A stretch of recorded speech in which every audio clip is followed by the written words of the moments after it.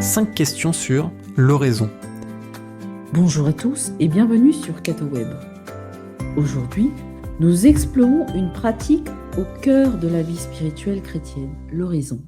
Ce chemin d'intériorité est très peu pratiqué. Pourtant, l'engouement actuel pour la méditation montre bien qu'il s'agit non pas d'une mode, mais d'une nécessité inscrite au cœur de l'homme. Pour beaucoup, cela semble mystérieux ou réservé à une élite, mais vous allez voir que c'est un chemin d'amitié accessible à tous. Voici 5 questions sur l'oraison. Question 1. Qu'est-ce que l'oraison concrètement ?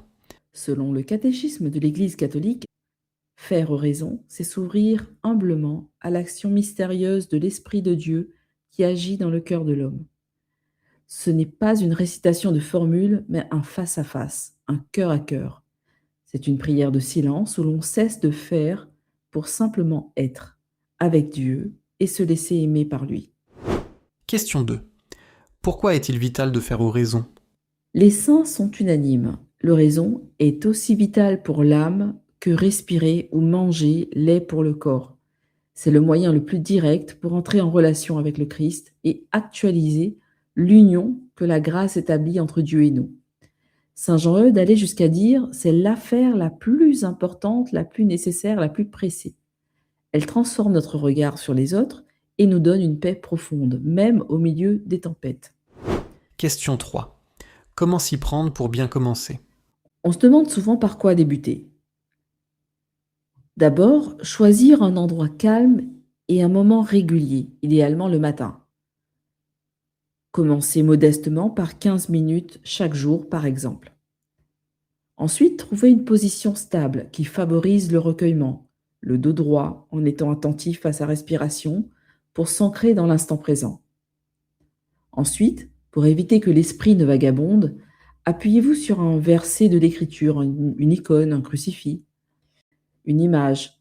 La lecture d'un court passage d'évangile aide souvent à fixer l'attention. Question 4. Que faire face aux distractions et à la sécheresse ? C'est la grande difficulté. Si vous êtes distrait, ne vous découragez pas, c'est normal.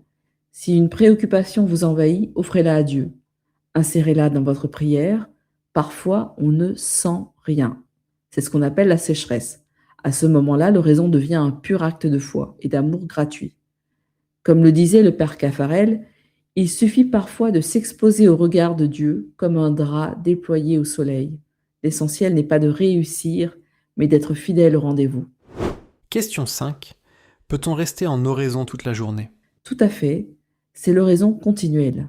L'idée est de vivre chaque instant en présence de Dieu. Pour cela, on peut utiliser des oraisons jaculatoires, des petites formules simples répétées intérieurement comme « Jésus, j'ai confiance en toi » ou simplement « Jésus ». En apprenant à vivre pleinement l'instant présent, chaque activité, même la plus simple, peut devenir une rencontre avec Dieu. Voilà pour nos 5 questions sur l'oraison.